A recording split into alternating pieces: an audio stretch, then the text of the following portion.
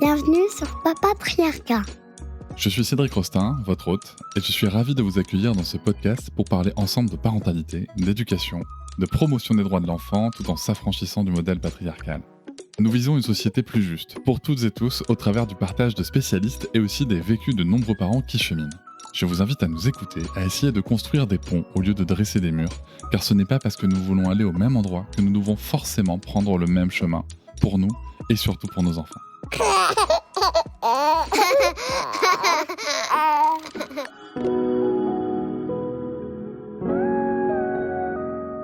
Et si on prenait un peu de recul sur notre façon de penser la santé de nos enfants? Pas juste leur température ou leurs microbes, leur santé globale en fait. Celle qui passe par le sommeil, l'alimentation, le mouvement, la qualité du lien, mais aussi par notre regard de parents, nos doutes, nos injonctions, nos tentatives de bien faire. Dans cet épisode, je reçois deux invités passionnantes pour en parler. D'abord, Audrey Njavé, infirmière clinicienne spécialisée en pédiatrie et périnatalité, fondatrice de plusieurs cliniques et suivie aujourd'hui par plus de 400 000 personnes.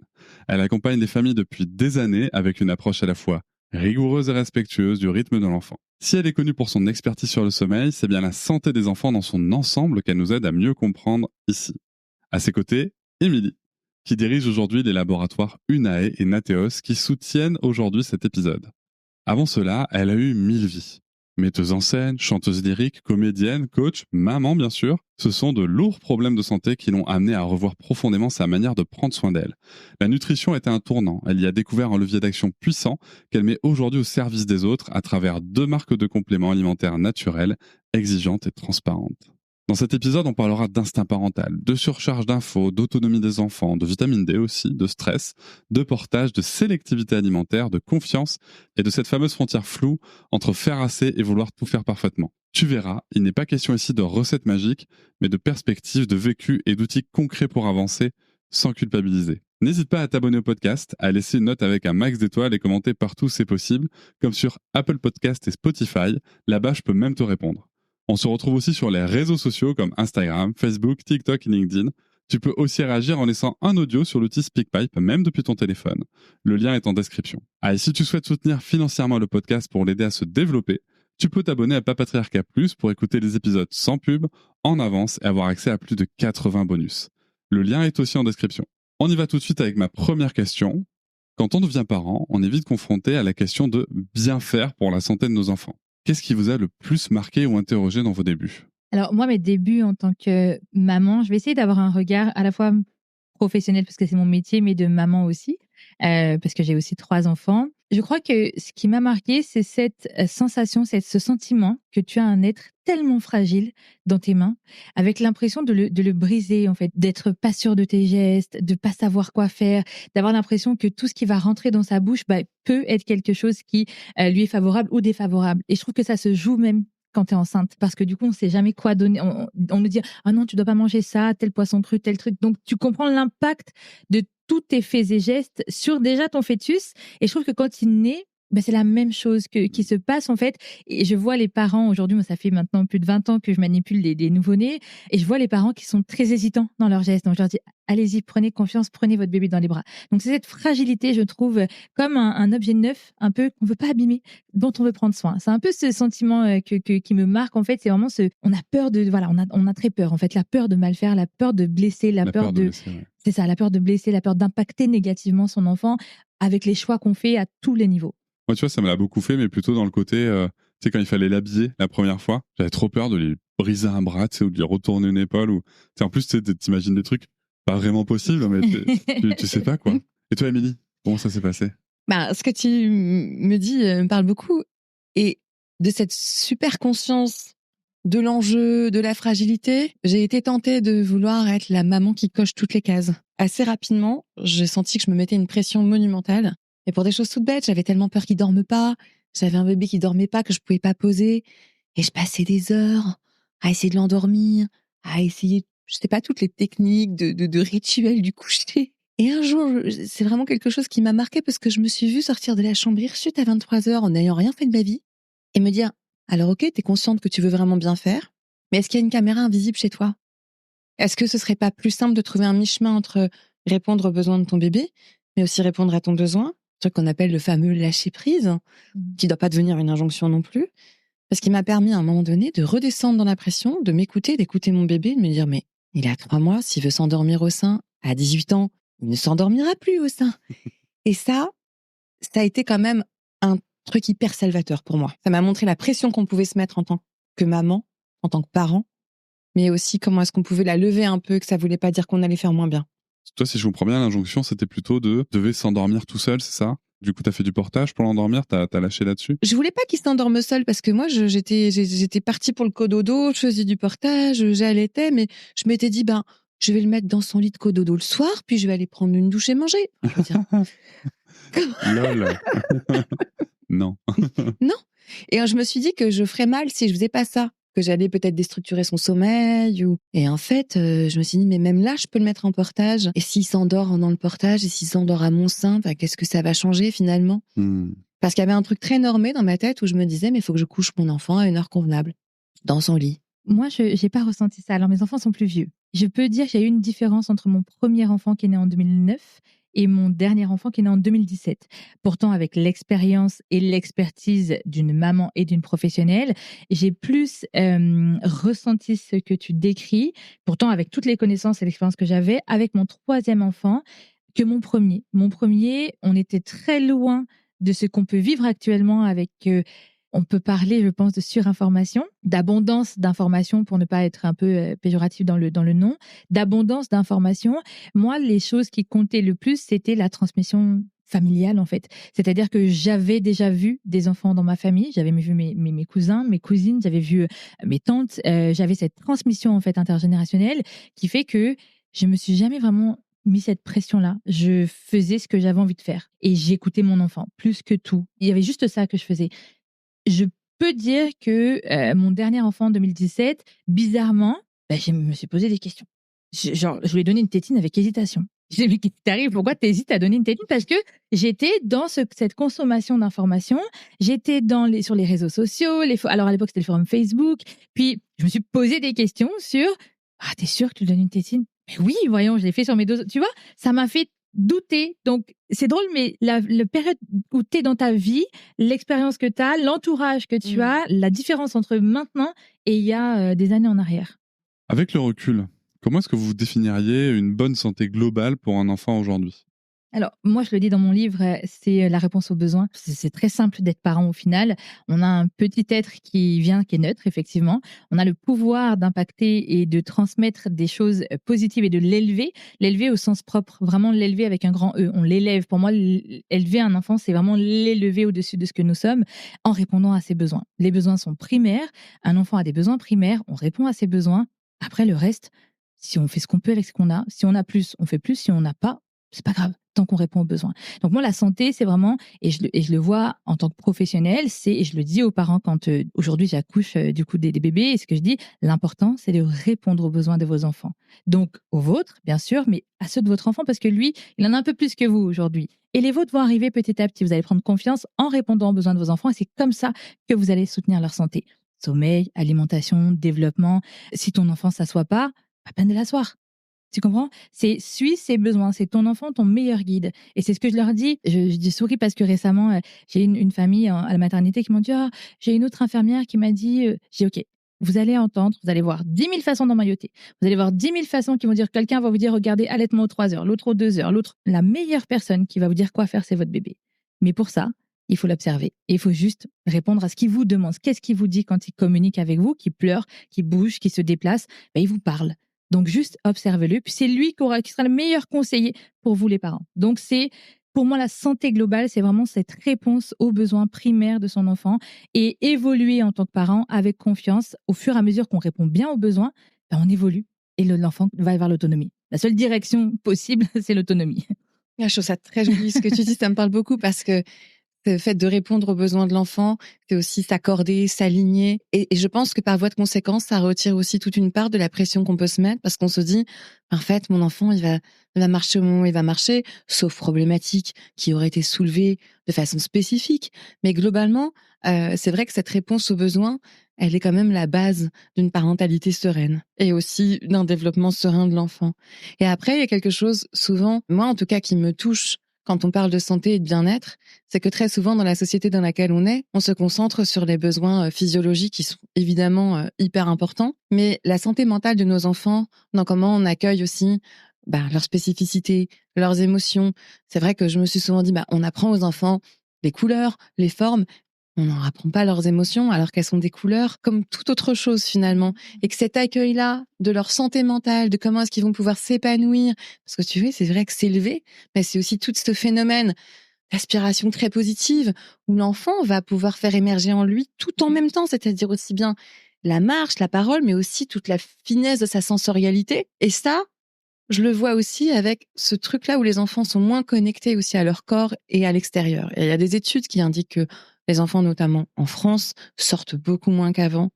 Et ce contact avec l'extérieur, ce contact avec le corps, c'est cette démarche de santé, je pense, pour les enfants, de pouvoir être connectés à eux. Exactement, c'est super important. Ce que tu dis, tu vois, s'élever. La santé, par définition, c'est pas que la santé physique. D'accord? Ça, c'est la culture qui fait qu'aujourd'hui, on parle que de santé physique. La santé, c'est pas se faire mal et voir le médecin. C'est pas ça, la santé. La santé, c'est faire attention à soi, de manière générale, à sa santé physique, à sa santé psychique. On fait attention à son corps, on se lave tous les jours si on a la possibilité. Mais on fait attention à son esprit aussi. Et ça, c'est aussi dans la santé globale de l'enfant. C'est pour ça que je parle d'élévation. On l'élève à travers ce qu'on lui transmet. Mais une fois, j'avais fait justement une vidéo TikTok en disant, guys, la santé, c'est pas qu'être malade et aller voir le médecin. La santé, c'est avant. C'est tout ce qu'on fait avant pour ne pas aller voir le médecin, justement. Et pour l'enfant, c'est la même chose. Oui, puis en plus, il y a aussi ce côté en France, on en avait parlé dans le premier épisode qu'on avait fait ensemble avec Audrey, que tous les besoins physiologiques en France, en tout cas, sont pas traités de la même manière. Si le besoin physiologique de se nourrir, manger, ton enfant ne mange pas, tout de suite, ça va être un gros signal d'alarme chez le pédiatre, etc. Ton enfant ne dort pas ou ne dort pas bien ou quoi. Laisse-le pleurer. Laisse-le pleurer, laisse-le machin, laisse-le. Et pareil pour la santé mentale. Je disais d'ailleurs, tu vois, sur le sujet de la santé mentale, quelque chose qui m'avait vraiment interpellé avec une comparaison avec le sport, c'est que si jamais quelqu'un venait te voir en te disant, bon, je me suis remis au sport, j'en ai fait 6 mois, c'est bon, c'est fini pour la vie. Et c'est un peu pareil, tu vois, avec la santé mentale, c'est, j'ai pris soin de moi 6 mois, j'ai fait une thérapie, ça a duré 6 mois, 1 an, puis c'est fini pour la vie, tu vois. On n'a pas cette notion d'entretien, tu vois. En fait, on a cette vision que d'y aller quand il y a un problème. Donc on attend, du coup, d'être malade, en fait. Et c'est ça qui est un peu dommage. Pour revenir sur les parents, on parle souvent de l'instinct parental. Déjà, c'est quoi ce truc? Est-ce qu'on peut vraiment s'y fier dans un monde où va très vite? Tu vois, tu parlais tout à l'heure de surinformation. L'instinct parental, écoute ton bébé, se faire confiance. Moi, je suis d'accord avec ça, hein, tu le sais. Mais d'un autre côté, tu vois, je me dis, quand t'es primipare, donc tu vois, quand t'as ton premier enfant, t'es là, tu fais, non mais d'accord, mais moi, je crois pas que je suis compétent pour savoir ce que me dit mon bébé, tu sais. Comment on fait pour dealer avec ça? Quand tu vas marcher en montagne, il y a plein de chemins. Souvent, des fois, on se dit, oh, par où je passe? Je prends quel chemin? Qu'est-ce qui va guider le chemin que tu vas prendre? C'est ton intuition. C'est-à-dire, je sens qu'il faut que je prenne celui-ci. Si ton intuition est bonne, tu vas prendre le bon chemin. Si elle n'est pas bonne, tu vas rebrousser chemin et tu vas prendre un autre chemin. C'est pareil pour la parentalité. Ton intuition, c'est ton instinct. C'est-à-dire que ton bébé pleure, qu'est-ce que je fais? Je vais lui donner un biberon. Allez, je vais l'allaiter. Je vais lui donner à manger. Ah c'est pas ça. Bon, je vais lui changer sa couche. Ah c'est pas ça. Ah c'est peut-être un câlin. Tu vas essayer. Tu vas répondre à ton intuition. Puis, au fur et à mesure que tu vas taper dans le mille, le jour où tu prends le bon chemin, tu vas répéter ce bon chemin-là. Et c'est comme ça que tu vas construire. En fait, moi, c'est comme ça que je décris souvent l'instinct, c'est comme ça. Mais il y a aussi des fois où tu es dans la montagne, puis tu as ces 3 chemins-là. Puis, qu'est-ce que tu vas faire? Tu vas sortir ta carte. Tu vas dire, OK, attends, je vais prendre une carte parce que là, je suis vraiment perdue, j'y arrive pas.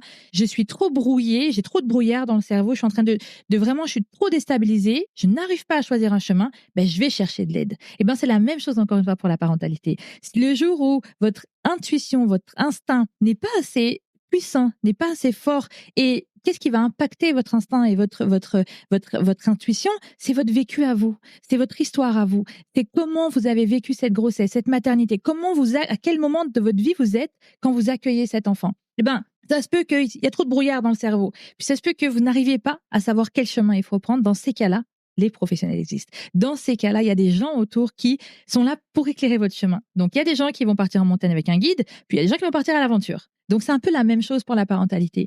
Donc, cette intuition, cet instinct, c'est une question d'équilibre, c'est une question de confiance. C'est une question aussi de se préparer. Si j'ai besoin de me préparer, je vais me préparer. Si j'ai besoin, il y a quelque chose qui est très difficile, je trouve aussi en Europe, surtout en France, c'est cette fierté à ne pas demander de l'aide. On se sent plus fort quand on va pas demander de l'aide. On se sent meilleur quand on demande pas de l'aide. Non, C'est pas comme ça que ça fonctionne. On est plus fort à plusieurs. On est plus fort quand on va chercher de l'aide. Demander de l'aide, craquer, dire j'y arrive pas, c'est un signe de force en fait, c'est pas un signe de faiblesse. Ça, en entreprise, on dit tout seul on va plus vite et ensemble on va plus loin. Ben, c'est la même chose.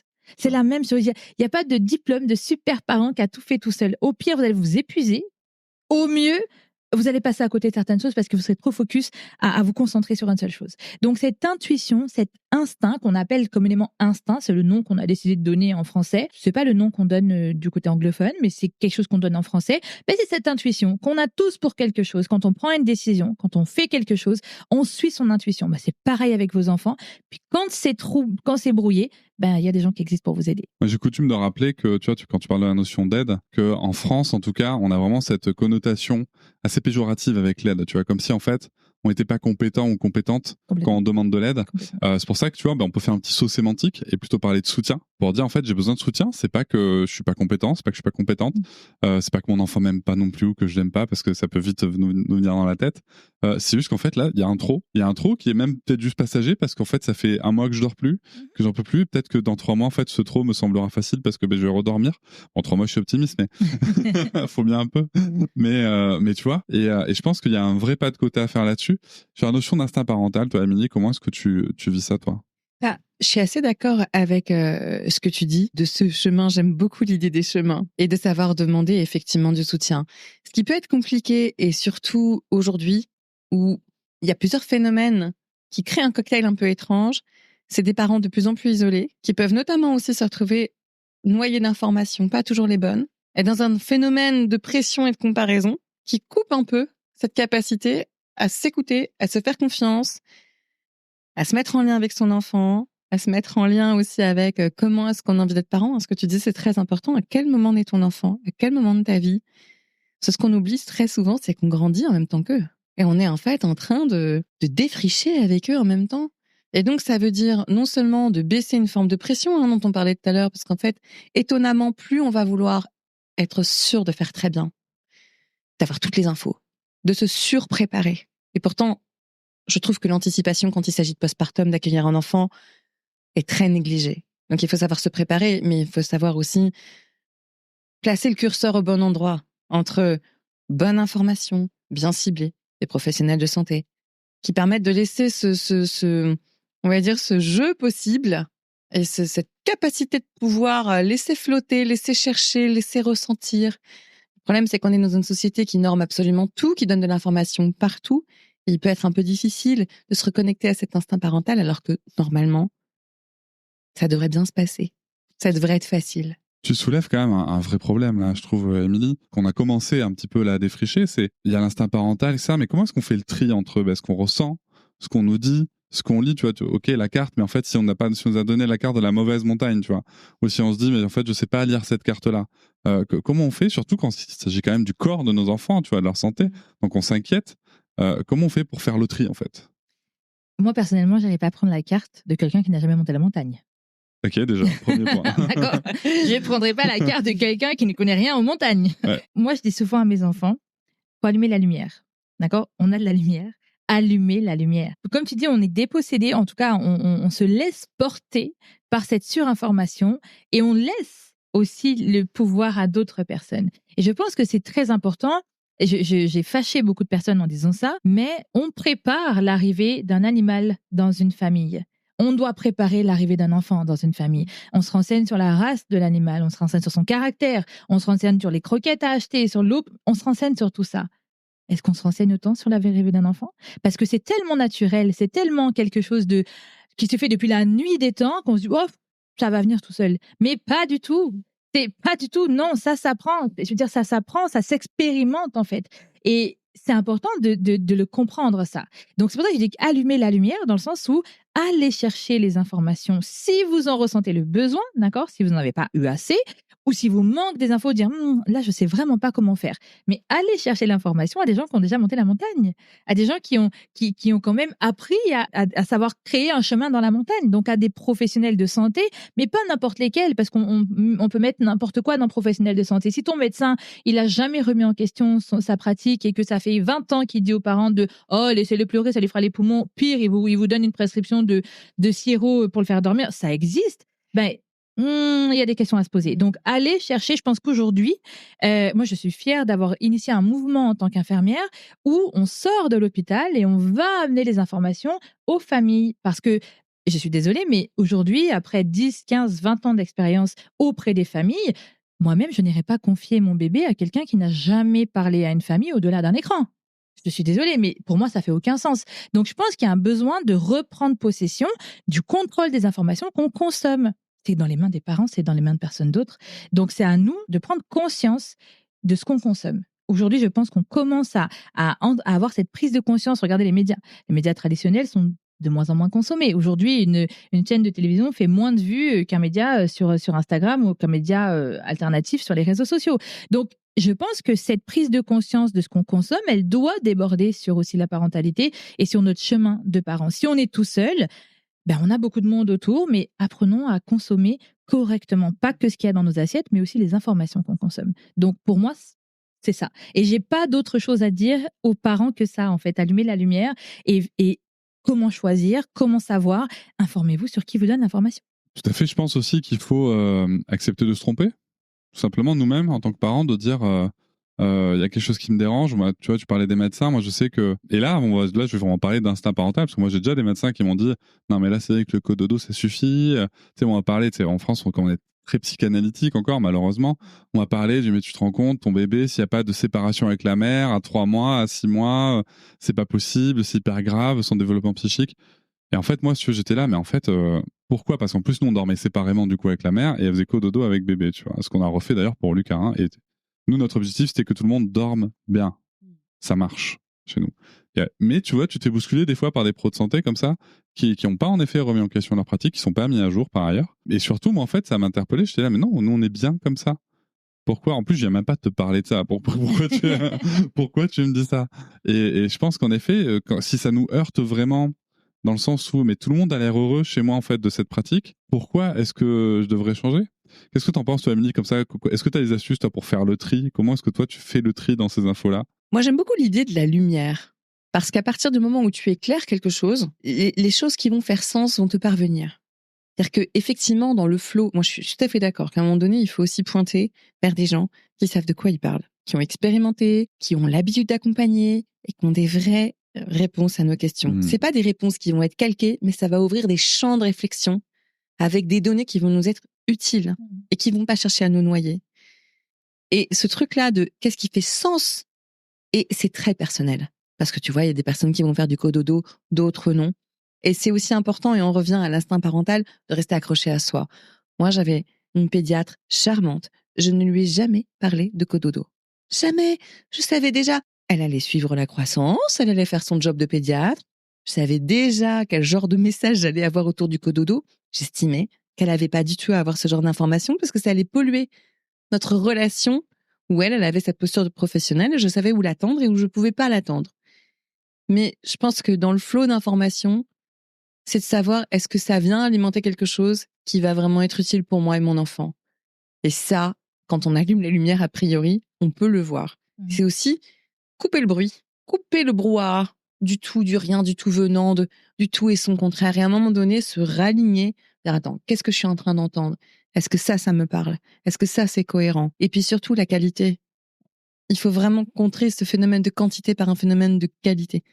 Pas besoin de beaucoup d'infos, mais les bonnes. Et ça, c'est hyper important, mais c'est aussi s'éduquer à ça. S'éduquer à aller chercher de la bonne info. Et heureusement, il y en a aujourd'hui de plus en plus. Puis je pense aussi que, tu vois, moi j'ai une anecdote là-dessus avec la pédiatre qui suit nos enfants. Et Sarah avait 2 ans, tu vois, donc je l'amène faire la visite des 2 ans, tu vois. Et donc elle dit à Sarah, bah alors Sarah, t'es toujours allaitée? Oui, puisque Sarah a été son allaitement à 4 ans. Et comme ça, elle lui balance, va peut-être falloir penser à arrêter quand même. Tu vois, direct à ma fille à 2 ans, tu vois. Et moi, en fait, mais très calmement, je dis, excusez-moi docteur, est-ce que vous pouvez me dire sur quelles études, sur quoi vous appuyez pour faire cette remarque?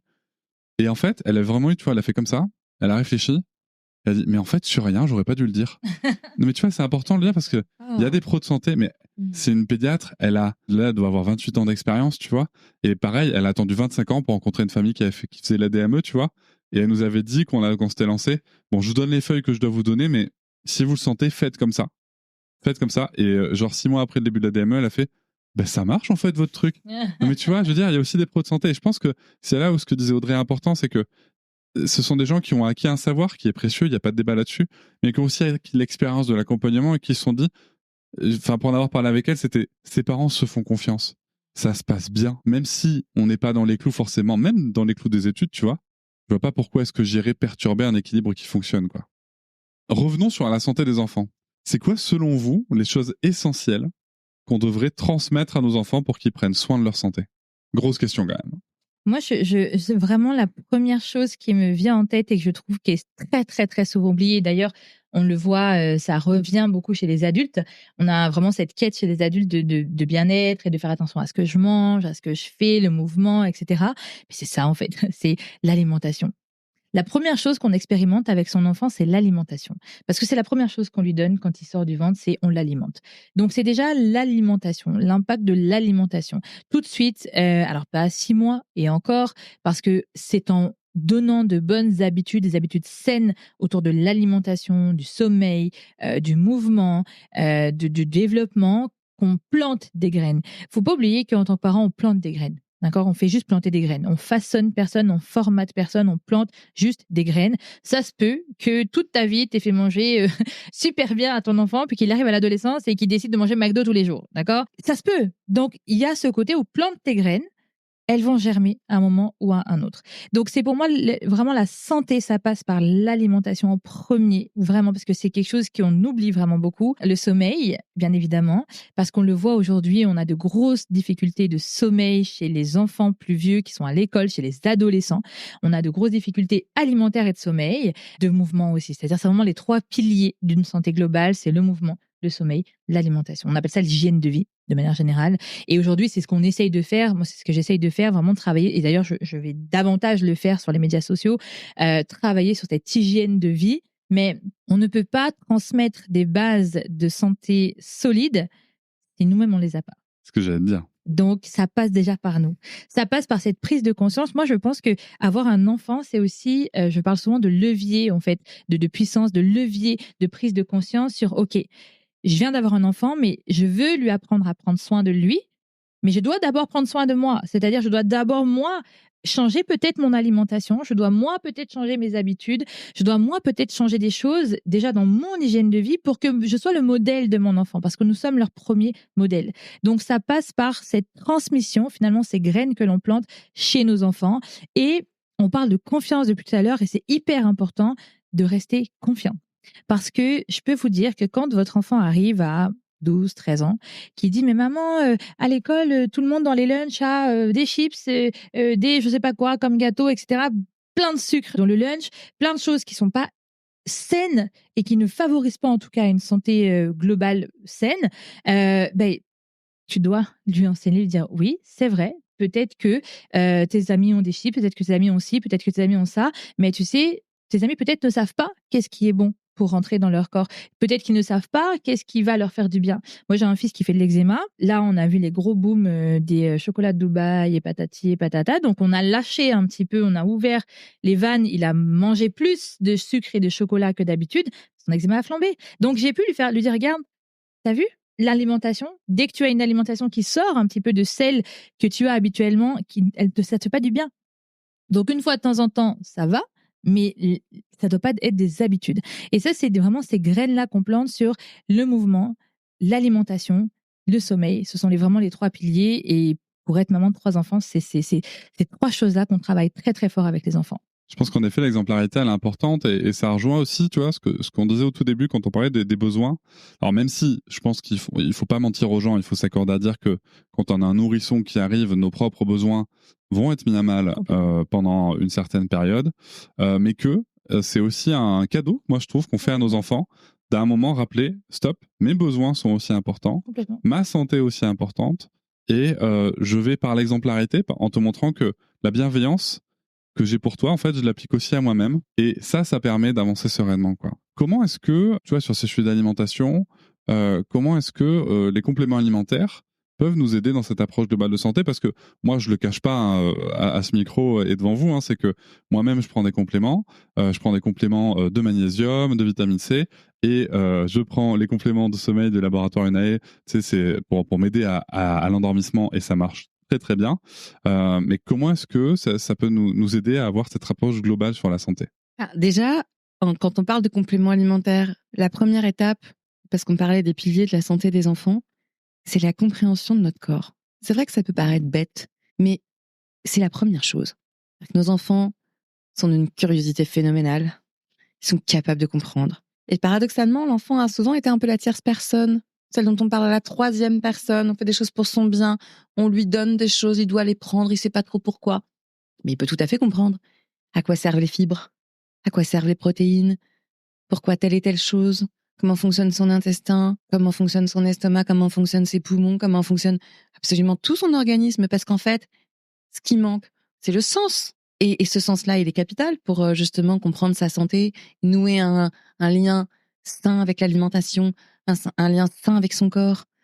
Et se dire, mais en fait, mon corps, il a besoin de quoi? On se pose la question de ce qu'on va mettre dans... Tu parlais tout à l'heure de l'analogie avec on va accueillir un animal de compagnie. On se pose plein de questions sur comment doit rouler sa voiture. Hein, quelle essence faut mettre, quelle huile, comment on l'entretient. On a une approche des technologies qui est presque folle furieuse. Et la technologie la plus dingue qui nous constitue, on est souvent un peu étranger à ça. Alors que nos enfants, ben en fait, pour construire cette santé-là, déjà la compréhension. Les compléments alimentaires, ça peut soutenir de différentes façons. Déjà aussi parce qu'il y a un complément d'une alimentation de façon parfois permanente comme la vitamine D, parce qu'on en a tous besoin, et donc faut pareil, hein, c'est déjà la première compréhension oui, cette vitamine, pourquoi je la prends, qu'est-ce qu'elle fait, pourquoi elle est importante, comment je la synthétise.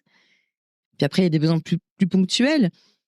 Par exemple, dans les moments de sélectivité alimentaire, où là, les parents sont au taquet, tout le monde a la pression, notre enfant n'a plus envie de manger que des pâtes et du riz. On a semé nos graines, mais on est dans un moment où les graines sont un petit peu en jachère, et notre enfant a plus envie de manger grand-chose. Et évidemment que plus on va crisper, et moins ça va se passer tranquillement, parce qu'il ne faut pas oublier aussi que l'apprentissage de l'alimentation, c'est aussi ludique, c'est incompatible avec toute forme de pression.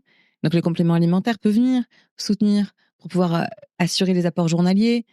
Ça peut permettre, justement, même le magnésium. On sait que le magnésium, c'est un peu un cercle vicieux. Quand on est en situation d'étude, de stress, de mobiliser beaucoup ses ressources, on peut avoir besoin de plus de magnésium dans ces moments-là. Et quand on en manque, ça va amplifier ces phénomènes.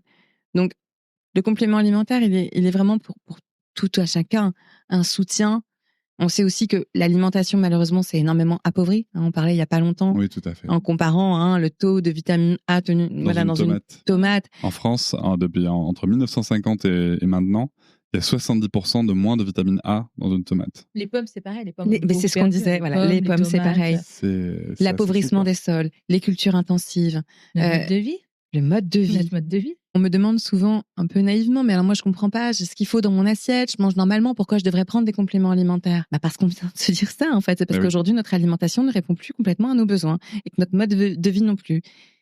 Donc le complément alimentaire, pour moi, c'est vraiment un partenaire et un soutien aussi bien pour les enfants, mais aussi pour les parents, pour apaiser tout le monde. Tu disais comprendre comment fonctionne son corps, mais même quand on est adulte, après, là moi tu vois par exemple, je disais je prends différents compléments parce qu'en fait j'avais un problème de métabolisme, j'ai vu une spécialiste formée, une médecin, nutritionniste, endocrinologue qui me suit, qui a déjà des années d'expérience.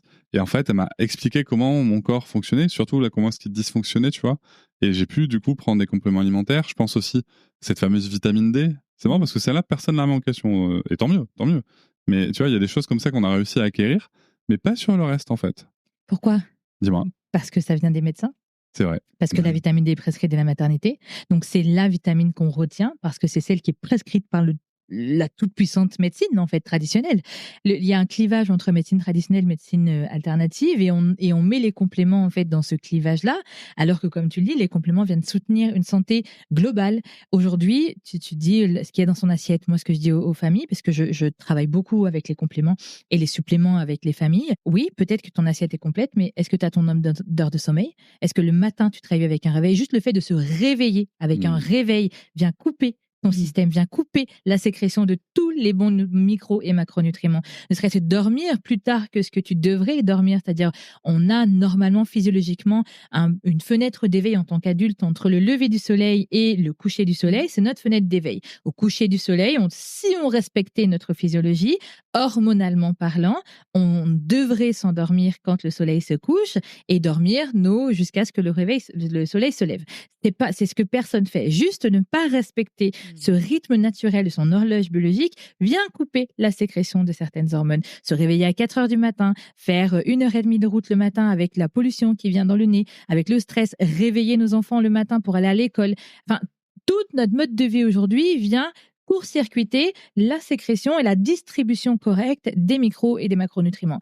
Je prends un autre exemple très simple. Moi, je vis en Amérique du Nord depuis 10 ans, d'accord? Donc, on est les rois des compléments, etc. Puis au début, j'étais là, waouh, la pharmacie, genre, c'est comme, waouh, il y a vraiment beaucoup de choses. Et du coup, tu t'informes, tu te dis, mais ok, maintenant, je comprends pourquoi, en fait, il y a certains compléments qui sont donnés et aujourd'hui, ils font partie intégrante de ma vie de maman, mais aussi de professionnelle. Dans le sens où, j'attends pas que mes enfants soient malades. D'ailleurs, il y a pas longtemps, qu'est-ce que je t'ai recommandé? Mais oui, mais en plus, c'est ce que j'allais dire. En préparation de cet épisode, je t'appelle, on s'appelle, je te dis que moi j'étais avec les allergies, j'en pouvais plus. Je te les raconte en plus il y a pas longtemps. Audrey me dit, mais tu prends pas d'équinacée? Alors je sais même pas ce que c'est. Toi tu me dis, bah en fait ici tout le monde en prend, etc.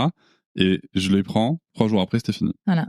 Si tu veux, c'est quelque chose. Et nous, complément. Et attends, je précise, pardon, en complément de mon traitement de fond. Complètement. Tu vois, j'ai quand même un antihistaminique, etc. C'est pas un médicament. C'est pas un médicament. Mais ça booste le truc, quoi. Ça booste, ça vient aider ton système à intégrer le médicament, à intégrer un traitement, à intégrer une bonne santé. Ça vient juste soutenir ton système. Souvent, on voit ça comme bah non, il y a pas besoin, il y a tout ce qu'il faut dans l'alimentation, il y a tout ce qu'il faut. On parle que de l'alimentation, mais il y a pas que ça. Il y a le mode de vie aussi.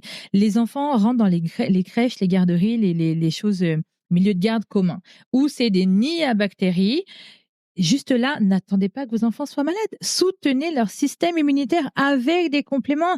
Et ça, c'est quelque chose, moi, typiquement à la maison, mes enfants sont éduqués là-dessus et les amis de mes enfants viennent demander des conseils. C'est-à-dire que mes enfants font du sport à haut niveau et on est une famille de cœur aussi d'un enfant de 21 ans qui est arrivé il y a 5 ans chez nous. Et quel plaisir de voir qu'aujourd'hui, il est à l'université, il a 21 ans et il a intégré chacun des tips qu'on lui a donnés, chaque graine qu'on a plantée a germé chez lui. Il fait du sport, il mange correctement, il fait attention à ce qu'il mange, c'est sans pression. Tu passes des fois par la pression avec les ados ou d'un coup dire non, je peux manger ça, mais tu sais, tu leur apprends aussi l'équilibre en fait. Et du coup, je vois mes enfants qui ont des réflexes où tous les matins, c'est les vitamines, c'est l'oméga 3, en ce moment, c'est période d'examen, c'est du magnésium. Quand je vois, pareil, que la peau est un peu abîmée avec l'eczéma, pareil, on va aller chercher des micros, des macronutriments, on va changer l'alimentation. Enfin, il y a plein de choses à faire en fait pour soutenir la santé avant d'être malade. Et les compléments viennent soutenir cette santé-là parce qu'aujourd'hui, je suis désolée, on va peut-être nous fâcher des gens, mais notre mode de vie aujourd'hui ne nous permet pas de subvenir à l'entièreté de nos besoins. Et pour le coup, on a besoin d'aide. Il y a quelque chose que tu dis, moi qui me parle énormément, c'est que le fait de soutenir et la prévention. Et quand on parle de l'utilité des compléments alimentaires, et tu parlais justement de nos enfants qui arrivent en crèche, en école maternelle, et dont l'organisme est saturé, fatigué, parce qu'ils sont en train de devoir... le système immunitaire est extrêmement sollicité et c'est extrêmement fatigant pour eux. Ils sont en pleine croissance, ils sont en train de faire de nouvelles acquisitions, qu'elles soient sociales, intellectuelles. C'est monstrueux en fait ce qu'ils vivent. Et c'est vrai qu'en France, on n'a pas, dans notre culture de la médecine, ce rapport à la prévention. On est souvent en train d'agir quand c'est déjà un peu tard finalement, ou qu'il y a pas mal de dégâts qui ont été faits. Et c'est vrai que c'est ce qui questionne parce qu'on se dit mais pourquoi est-ce que vous ne facilitez pas la vie en facilitant sa propre vie à soi, en prenant des choses qui nous soutiennent, mais pour les enfants, c'est pareil. On voit des enfants épuisés avec la morve en production astronomique de septembre à juillet. Est-ce qu'ils ont besoin de ça? Est-ce qu'on ne peut pas leur donner un peu des choses qui leur permettent de pouvoir mieux affronter et mieux se reposer et mieux apprendre? Un enfant qui vit ces perturbations, c'est un adulte qui vit ces perturbations. Donc, en fait, c'est que toute la famille est touchée et l'impact du manque de sommeil chez l'adulte a des conséquences qui sont différentes de l'impact du manque de sommeil chez l'enfant. Chez l'enfant, ça va toucher son développement, ça va toucher ses acquisitions. Chez l'adulte, ça va toucher son humeur, ça va toucher sa capacité à avoir de la patience, à être lucide dans ses choix. Donc, en fait, c'est hyper important de sensibiliser et encore une fois, allumer la lumière sur cette notion de complément-supplément. C'est un soutien à la santé. D'accord ? C'est pas un remède miracle qui va faire en sorte que votre enfant ne va jamais revenir avec une maladie. Non, c'est pas ça. Mais peut-être que ça va durer moins longtemps. Peut-être que ça va arriver qu'une fois au lieu de 10 dans l'hiver. C'est la seule chose, en fait. C'est le principe des vaccins. Hein. Exactement. Non, mais tu vois, je veux dire, on a quand même des vaccins qui nous disent on va éviter les formes graves. Et là, ça choque personne parce que c'est de la médecine traditionnelle, allopathique, etc. Exactement. Alors qu'en fait, c'est le même principe. Quand tu n'as pas de médecin, moi je vis au Canada, la médecine est moins accessible. On a un système de santé qui est identique à la France dans le sens où c'est pas parce qu'on paye, mais elle est inaccessible parce qu'il n'y a personne. Il n'y a pas de médecin, d'accord ? Eh bien, je peux te dire que tu fais attention à ta santé parce que tu n'as pas envie d'aller chez le médecin et payer $500 à chaque fois de consultation. C'est ça. Et tu vois, ce que tu dis aussi, ça me rappelle, moi, ça me renvoie quand même au sujet éducatif. C'est que si on dort mieux, moi, c'est quelque chose que je vis en ce moment avec la reprise en main de mon métabolisme, tu vois. Si on dort mieux, si on mange mieux, si on se sent mieux, si on a plus d'énergie, en fait, on a plus de ressources pour accompagner nos enfants, tu vois, aussi dans la bienveillance, dans le respect de leurs droits, etc. C'est très lié, tu vois. Et il y a tellement de choses qu'on ne sait pas. Petite anecdote encore personnelle, grâce au suivi, je vais la citer quand même, c'est de la docteure Grégoire à côté de Bordeaux. Il se trouve qu'en fouinant, en faisant des analyses, en fouinant, on est tombé sur une carence en iode qui m'a fait une hypothyroïdie. Donc ça veut dire quoi ? Ça veut dire qu'en fait, mon corps au repos, il est censé dépenser de l'énergie et en fait, le mien, il n'en dépensait pas. Du coup, c'est aussi ce qui faisait que j'avais une certaine prise de masse graisseuse, etc. Et tout simplement, depuis que je me complémente en iode, ça va vachement mieux. Et j'en parle avec une amie médecin, elle me dit, mais tu sais Cédric, mais tout le monde a une carence en iode en France. C'est des trucs en fait qu'on sait, en tout cas que visiblement les médecins savent et qu'on prend pas en main, tu vois. On devrait se dire, ok, et ça vaudrait peut-être le coup de faire un check-up. Bien sûr qu'on est en France, je veux dire pris en charge, parce que c'est important que la politique publique s'en mêle, qu'on réfléchisse, les mutuelles aussi aujourd'hui quand même réfléchissent aux compléments alimentaires, à une certaine prise en charge, etc. Et c'est très bien. Mais on a vraiment tout ce côté où on se rend pas compte de tout l'impact que ça peut avoir, tous ces sujets du sommeil, de l'alimentation, etc. Quand on se parle de compléments alimentaires, aujourd'hui, moi, toi, on a choisi donc de discuter avec les laboratoires UNAE, avec Nateos. Qu'est-ce qui t'a convaincu, toi, en tant que pro, en tant que maman, sur leur approche, leur façon de faire ? Alors moi, je suis très sensible au marketing agressif que vous n'avez pas. Je suis même allergique, je dirais. Je suis allergique au marketing agressif en ce qui concerne le bien-être et la santé. Et en fait, j'ai retrouvé cette humanisation du supplément, du complément. Parce que c'est des parents, déjà, en fait. Si tu veux, c'est comme si des parents avaient mis au service de la santé de leur enfant en premier. Ils ont répondu aux besoins de leur enfant avant de l'ouvrir aux autres. Et je trouve qu'il n'y a rien de mieux que l'expérience pour créer des choses. Et j'ai aimé ce côté vraiment humaniser le complément. On n'est pas sur voilà, les grosses campagnes de publicité, les gros trucs qui disent moi encore une fois je le répète mais je viens d'Amérique du Nord et on est assommé de publicité. Donc je trouve que ce côté naturel, humain, relation, vraiment mettre la famille et l'enfant au cœur en fait de votre communication, moi c'est ça qui m'a parlé, la simplicité, je pense que c'est vraiment la simplicité à laquelle moi j'ai été sensible en fait et cette volonté de s'associer à des professionnels de santé. Moi, c'est ça qui m'a plu parce que c'est pas tout le monde qui le fait. Et encore une fois, ce choix, et je pense que tu le sais, je respecte énormément, je suis fidèle aux gens qui respectent notre profession et je trouve que intégrer les professionnels de santé dans votre communication, pour moi, c'est ce qui a aussi fait la différence parce que, veut pas, nos études, c'est la compréhension du corps. Donc, on sait à quoi sert le magnésium, on sait à quoi sert la vitamine D, on sait, et notre travail, c'est ce travail de prévention. Donc, si on ne travaille pas main dans la main, en fait, on n'avance pas. Donc, moi, c'est pour ça que j'ai aimé travailler avec eux et que je suis de nouveau ici avec eux. J'ai une question, du coup. Est-ce que c'est un modèle vraiment que vous avez réfléchi, d'avoir cette approche un peu familiale, en fait, en tout cas très proche de l'humain, et est-ce que c'est quelque chose qui vous semble... Enfin, j'ai l'impression qu'il faut presque avoir la foi aujourd'hui, tu vois, on parlait de marketing agressif, il faut presque avoir vraiment foi en ce modèle pour avancer. Je pense que c'est valable aussi pour Julien, mais comme pour moi, mais c'est impossible de faire les choses autrement, en dehors de ce qu'on est.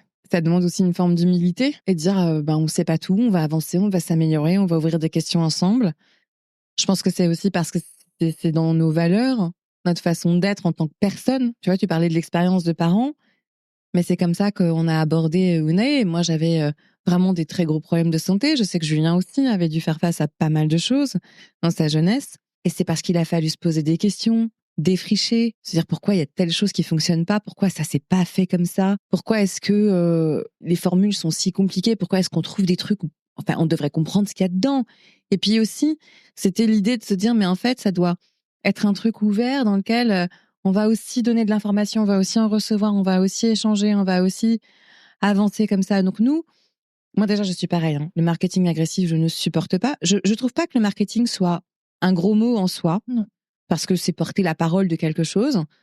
Mais j'avais envie d'y glisser une notion d'éthique dedans, en disant, mais en fait, ça doit être des passerelles qui sont faites vers d'autres humains. Alors oui, on a une entreprise, oui, on vend des compléments alimentaires. On peut le faire de 1000 manières. Et tu vois, c'est ça qui était important. Il n'y avait pas ce truc de « ouais, regarde, on va faire comme ça ». On va faire avec qui on est, avec les questions qu'on s'est posées, avec l'expertise qu'on a. Et si on peut simplement être un bon guide de montagne à des moments, eh ben c'est chouette en fait. Et juste ça. Voilà. Ben, c'est ça, je pense qu'on se rejoint là-dessus. Tu vois, moi, les centres sont créés comme ça. Ma pratique est guidée comme ça. C'est ça qui m'a rejoint beaucoup. Mais je pense que c'est ça, tu vois, je peux pas m'empêcher de faire le lien, moi, si tu veux, avec l'expérience en entreprise, etc. C'est parce que, tu sais, en entreprise aussi, dans le management, tu vois les gens qui sortent des écoles et qui se disent, je vais appliquer ce qu'il y a dans les écoles, etc. Puis tu vois les gens qui ont le pied sur le terrain depuis un moment, tu vois.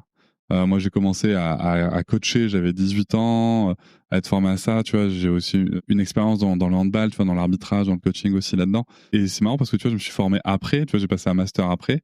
Mais en fait, en vrai, même si la base théorique, elle est importante pour avoir les bonnes connaissances, les savoir les placer au moment, mais dès qu'il y a de l'humain, si tu veux, c'est l'expérience. Et quand on mène les choses avec le cœur, que ce soit une entreprise, même si, tu sais, en France, en plus, on a du mal à parler argent, tu vois, à mêler les choses. C'est pas un gros mot, c'est pas grave, enfin, ça doit pas être autant un tabou.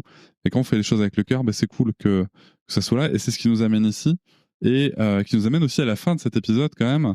Et moi, j'avais envie de vous demander si vous aviez un seul message à faire passer aux parents qui doutent, qui s'informent et qui veulent faire de leur mieux sans culpabiliser, ça serait quoi?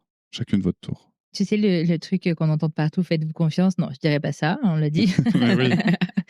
Moi, j'ai une chose que je dis à toutes les familles que j'accompagne, et elles sont des milliers aujourd'hui. On fait ce qu'on peut avec ce qu'on a. C'est vraiment mon leitmotiv, c'est on fait ce qu'on peut avec ce qu'on a. Si on n'a pas, ben on va chercher. C'est pas parce que vous voyez de l'information, c'est pas parce que il y a des personnes qui vous amènent à réfléchir autrement qu'il faut tout de suite se dire elle me fait culpabiliser, vos posts sont culpabilisants, vos infos. Non, non. Si tu refuses d'évoluer, c'est ton choix. Moi, je t'amène dans un chemin que tu ne connais pas. Fais-moi confiance, suis-moi, mais sinon reste là où t'es. Je me permets juste de mettre un petit garde-fou à ce que tu viens de dire, parce que toi, tu es Audrey, tu as la compétence et l'expérience. On voit aussi sur les réseaux sociaux des personnes qui n'ont absolument pas la compétence ni l'expérience d'accompagnement, qui disent beaucoup de choses. Et tu sais, il peut aussi avoir un espèce d'effet Barnum et qui peuvent jouer là-dessus. Donc l'effet Barnum, c'est en fait, on va vous dire les 3 signes qui disent, ou les 5 signes qui montrent que vous êtes ceci ou cela, alors qu'en fait, c'est quelque chose de beaucoup plus complexe à déterminer. Donc, il faut se méfier, je pense, de ces accroches marketing. C'est ça, et comment se méfier, important. c'est ça. C'est comment on peut se méfier, c'est allumer la lumière, comme on a dit tout à l'heure, en fait. J'ai du mal, moi, c'est difficile pour moi aujourd'hui parce que j'ai du mal à comprendre. Vraiment, j'ai du mal à comprendre. Et quand on comprend pas, c'est difficile de guider. J'ai du mal à comprendre comment on peut confier la santé de ses enfants, comme je vous disais, à des gens qui n'ont jamais eu un enfant dans leurs bras, à part les leurs, ou derrière un écran. Moi, ça, c'est quelque chose que... Alors, est-ce que, des fois, je me dis, est-ce que je suis d'une autre génération? Est-ce que je suis trop ancrée dans ma posture professionnelle? Mais je me dis non, parce que quand je vois que, par exemple, je sais pas, moi, un enfant a été accompagné au sommeil avec une méthode rigide, etc., et qu'en fait, il avait juste une anémie ferriprique, enfin, qui manquait de fer, je me dis non, je peux pas, je suis pas d'une autre époque. Tu vois ce que je veux dire? Il y a vraiment quelque chose. Donc, c'est ce côté allumer la lumière, en fait, aller voir des gens, comme tu disais tout à l'heure, qui ont... Moi, j'ai beaucoup d'abonnés sur les réseaux sociaux et aujourd'hui, ça me fait défaut parce que je peux passer pour... c'est pas quelqu'un de fiable parce qu'elle a je ne sais C'est pas... une influenceuse. Voilà, c'est une influenceuse. Non, je suis professionnelle de santé depuis 22 ans maintenant. Je travaille auprès des familles. Je n'ai rien fait d'autre de ma vie. Aujourd'hui, je pourrais pas faire autre chose. Et je suis sur le terrain. Tous les jours, en fait. Hier, j'ai accouché avant-hier, j'ai pris l'avion cette nuit. Avant-hier, j'étais en accouchement. Donc, je suis sur le terrain tout le temps, en fait. Et je pense que ça se voit, quelqu'un qui parle avec l'expérience. Ça se voit. Donc, consommez des contenus qui vous élèvent, pas qui vous font culpabiliser, justement. Je pense aussi que quelqu'un, moi, une petite astuce que j'ai, c'est que quelqu'un qui a l'expérience, qui a la compétence et qui connaît le terrain, Va pas forcément chercher à vous convaincre avec des techniques marketing, justement. Il Complètement. n'y a pas besoin, en fait. Il n'y a pas besoin de ça. Moi, je le dis, des fois, on me dit, mais est-ce que si je prends un rendez-vous avec vous, est-ce que mon enfant va dormir? Je dis, désolée, je suis pas de vendeuse. Je peux pas vous le dire. Je suis pas une vendeuse. Donc, j'arrête. J'argumente même pas. En fait, je dis, écoutez, je suis vraiment désolée. Si vous sentez réservé, si vous le sentez pas, réservez pas. Mais moi, je vous vendrai pas mes services. Je suis pas une vendeuse. Si je savais vendre, je serais pas là aujourd'hui. Émilie, pour les parents qui nous écoutent. Il faut se méfier de l'effet de bord. Et pourtant, je suis coach aussi, comme toi. Mais c'est vrai qu'aujourd'hui, dans le développement personnel et dans toutes les informations qui vont circuler un peu partout, il y a un peu cette idée qu'il faudrait être la meilleure version de soi-même. Par rapport à qui? Gros problème, quand, ça. à quoi? Pourquoi? Et donc, ce truc qui corrobore un peu ce que tu viens de dire, c'est-à-dire que, en fait, l'idée, c'est de faire de son mieux et donc de supposer qu'on est la meilleure version de soi-même au moment où on y est. On fera peut-être mieux demain, on fera peut-être différemment. En fait, à un moment donné, il faut être dans ce truc-là, de se dire, je m'inscris dans ici et maintenant, je suis en chemin, la vie est en mouvement, nos enfants sont en mouvement, je suis un individu en mouvement, les connaissances sont en mouvement, sans être dans cette espèce de course à cocher toutes les cases, ni de cette espèce d'inertie, parce qu'en fait, comme on est en mouvement, l'inertie est quand même un peu notre ennemi, qu'elle soit mentale ou physique. Mais ce truc du pas après l'autre, je trouve que c'est assez sain, parce que ça permet aussi de se regarder soi avec bienveillance, d'accueillir nos erreurs et nos questionnements et nos moments où on se prend les pieds dans le tapis, puis aussi ne pas oublier que se prendre les pieds dans le tapis, c'est un cadeau. Être à genoux, c'est l'occasion de se relever. Oui. Voilà. Donc oui, il y a des moments dans la vie où même en tant que parent, on va être désabusé, on va plus savoir, on va plus savoir quoi faire, on va plus savoir où chercher de l'info, on sait plus. Mais c'est le moment de faire le tri et c'est le moment de faire le ménage en fait. Et ça, aujourd'hui à bientôt 40 ans, je pense qu'on est amené à faire souvent le ménage dans sa vie et on nous prépare pas à faire le ménage dans notre vie. On nous voit faire le ménage dans nos maisons, mais pas dans notre esprit. Ouais. Et on est amené à le faire très souvent. Chaque étape de nos enfants, que ce soit le nourrisson, l'adolescent t'amène à faire un énorme ménage dans ta vie. Le jeune adulte aussi, c'est chaque étape, puis tu grandis en même temps que tes enfants. Il faut accepter de parfois ne pas savoir et tomber. En fait, c'est dire, ok, attends, je fais le ménage, je fais le tri, et là, je me relève et c'est ça la vie, en fait, comme tu dis, c'est être en mouvement, évoluer et se remettre en question. N'hésitez pas vraiment à vous remettre en question. La remise en question est une force, encore une fois. Se remettre en question, questionner ce qu'on fait. Est-ce que c'est bien? Est-ce que c'est pas bien? Si aujourd'hui, on a parlé de choses, si aujourd'hui, vous mangez, enfin, vous vous rendez compte que, effectivement, je me rends compte que mon enfant, il a peut-être pas tous les ingrédients. Ben, c'est génial. Mission accomplie, en fait. Ça veut dire que vous avez fait mal actuellement. Ça veut dire que vous pouvez faire mieux. C'est tout. C'est juste ça, en fait. Faire mieux, faire différent, c'est l'occasion, en fait, d'avancer. C'est pas, tu parles beaucoup d'éducation positive, etc. Enfin, tu vois, et des fois, tu as des parents qui le reçoivent en mode, ouais, mais c'est pas bien ce qu'on fait. Non, ça veut pas dire ça.